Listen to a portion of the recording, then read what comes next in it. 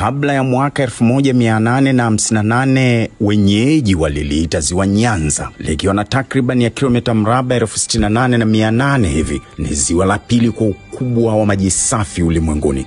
Ni baada ya lile ziwa Superior lililoko nchini Marekani lenye kilomita mraba 82,170. Wazungu wawili John Hanning Speke na Richard Francis Burton mwaka 1858 walipokuwa wanatafuta na kufanya uchunguzi wa chanzo cha mto Nile wakitokea Ulaya, walifika ziwa Nyanza. Wazungu hawa wawili ndio waliolibadili jina, wakalibatiza jina la malikia wao Victoria, Alexandrina Victoria, aliyezaliwa Mei 24 mwaka 1819. Mama huyu ndiye aliyekuwa malikia wa ufalme wa Uingereza na Ireland. Wakati huo aliingia mamlakani Juni 20 mwaka 1837 hadi Januari 22 mwaka 1901 alipofariki akiwa na umri wa miaka 63 na siku 216. Ziwa Victoria ni ziwa ambalo linagusa nchi sio tu 3 za Afrika Mashariki, lakini vile vile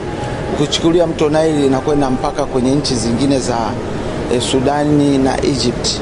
Nile Mweupe ni moja kati ya mito miwili inayounda mto mkuu Nile. Mto mwingine ni Blue Nile ambayo inaungana pamoja katika jiji la Khartoum, mji mkuu wa Sudan, kuunda mto Nile mkuu. Tangu kale lilijulikana vizuri mno na wafanyabiashara wa Arabu waliochunguza njia za barani Afrika kupitia ziwa hili, kutafuta dhahabu na pembe za ndovu pamoja na watumwa wa biashara. Hawa walitengeneza ramani ya kale ya ziwa hili vizuri mno kuanzia karne ya 12 baada ya kuzaliwa Kristo. Ziwa hili lipo katika bonde kuu la Ufa, likiwa na eneo lililogawiwa katika nchi 3 hivi, yani Kenya, Uganda na Tanzania.